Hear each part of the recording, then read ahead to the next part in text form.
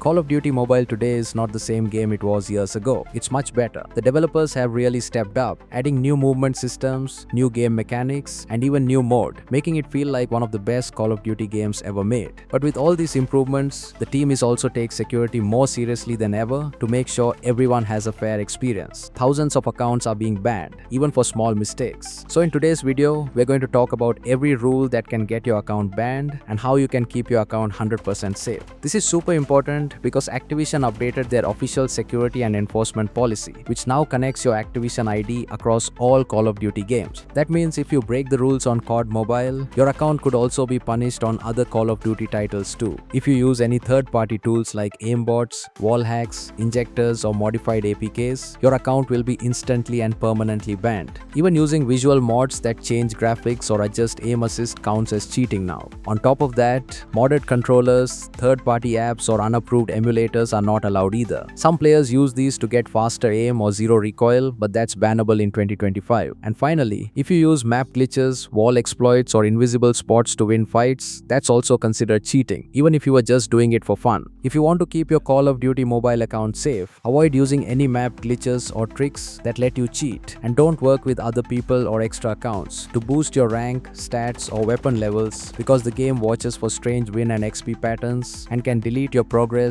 or your whole account if it finds cheating. Also, make sure your username isn't rude or hateful, since even slightly changed swear words can get you reported or automatically banned. And remember that trash talk is okay in small doses, but hate speech, threats, or personal insults are never allowed and can lead to chat mutes or suspensions. Never let someone else use your account or buy or sell accounts, because that breaks the rules. And once an account is flagged, you can lose everything. And don't play or rooted or jailbroken phones or use VPNs to trick matchmaking, because the anti-fraud system treats those things like suspicious activity and they can get you banned too. Only buy COD points from the game's official store, and never use unofficial sellers, mod store apps, or do chargebacks, because those actions can permanently lock your account. And if you repeatedly break rules or do very serious cheating, Activision can ban your whole profile across all Call of Duty games. So here's a simple safety checklist for 2025. Only use official game files and devices. Avoid cheats, exploits, and VPN tricks. Keep your username clean and friendly. Never buy or share accounts. Always play fair, and report hackers instead of joining them. Follow these rules and your Call of Duty Mobile account should stay safe, because sometimes people get banned even if they didn't mean to cheat. So being careful now will protect you later. Okay, so here's the thing. Some players say they got banned for 10 years, even though they did nothing wrong. But honestly, I don't really believe that, because for Call of Duty Mobile to ban you for that long, it has to be for something very serious, like using aimbots, magic bullets, or flying hacks, and not just for small mistakes, since the system isn't dumb and there isn't any kind of manual voting system like PUBG Mobile where players can choose who gets banned. If you ever get instantly banned for 10 years, it means the system definitely caught some kind of major cheating happening on your account. But if you weren't actually cheating and it's just a problem with your game files or your device, you'll first get a short warning ban, maybe for a day, and if you keep play without fixing it, that ban can increase to 7 days or even become permanent.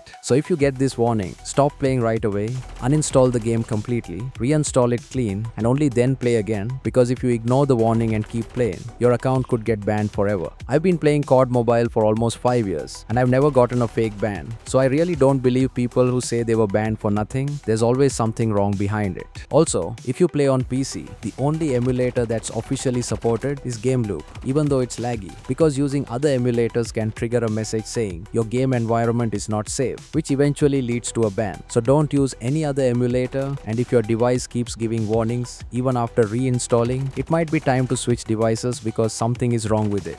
The final esports settings update before the big Call of Duty Mobile World Championship 2025 is here, and this is super important. Many members of the CODM esports community gave their thoughts and helped shape this update. Some specific attachments for different weapons were added based on what the community suggested. Also, all the pro players who will compete in the World Championship finals will be asked to share their feedback so that developers can use it to make even better changes for the 2026 season. Now, let's talk about the competitive rule set updates. There are a few perks and attachments that players are not allowed to use in official competitive matches. The banned perks include Engineer, which is a blue perk, and Overclock, which is a red perk.